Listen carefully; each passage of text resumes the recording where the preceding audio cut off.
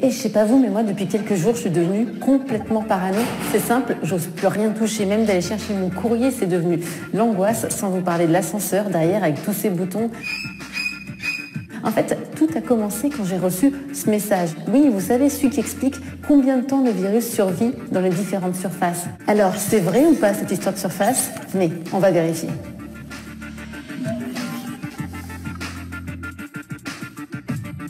Comme toujours, première chose à vérifier, la source de l'information. Dans ce cas, ok, on est sur du sûr puisque cette étude est tirée du Journal of Hospital Infection, publiée en janvier dernier. Alors oui, c'est vrai. Si on lit cette étude attentivement, théoriquement, le nouveau coronavirus peut survivre jusqu'à 24 heures sur le carton. Il peut survivre jusqu'à 3 jours sur le plastique et sur l'acier comme les robinets, les poignées de porte. Il peut survivre jusqu'à 4 jours sur les surfaces en bois et jusqu'à 5 jours sur les surfaces en verre comme cette bouteille. Mais attention, ce n'est pas parce que le virus peut survivre pendant quelques heures, quelques jours sur une surface que ça signifie que je vais forcément être contaminé si je touche cette surface. Non, pour en avoir le cœur net, j'ai appelé l'inventeur du gel hydroalcoolique, le professeur Pittet. Je vous rappelle que le virus vit dans une cellule et que c'est uniquement que quand il vit dans une cellule qu'il peut se reproduire.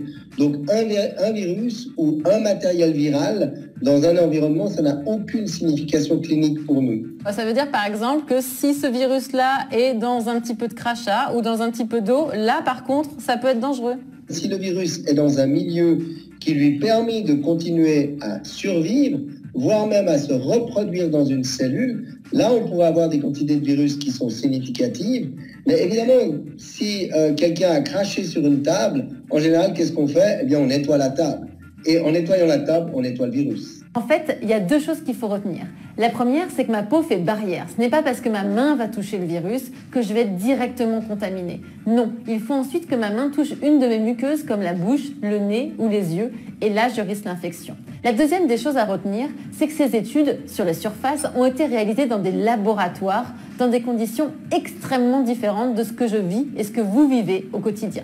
Ça n'a absolument rien à voir. Vous êtes dans une espèce de cloche hermétique, si on veut en parler comme cela.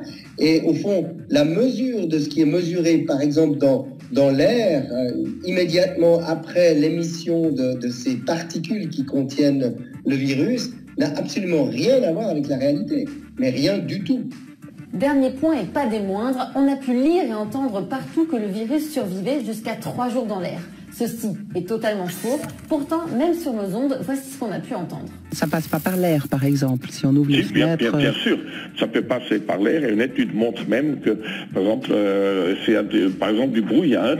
Oui. Dans les petites particules du brouillard, le virus peut se glisser puis être transporté à 15 mètres à peu près. Qu'est-ce qu'il faut en penser? Non, ça alors je crois qu'il n'y a aucune évidence dans la littérature. Et puis le brouillard dont on parle, au moment où les gens écoutent, ils pensent que c'est la brume matinale aux alentours de votre maison. Mais là, on parle d'un brouillard artificiel créé dans un laboratoire, dans une cloche fermée, dans des conditions expérimentales qui n'ont rien à voir avec la réalité. Donc, dire sur tous les schémas qui ont massivement circulé, ça se propage 3 heures dans l'air, c'est une fausse information. C'est absolument une fausse information.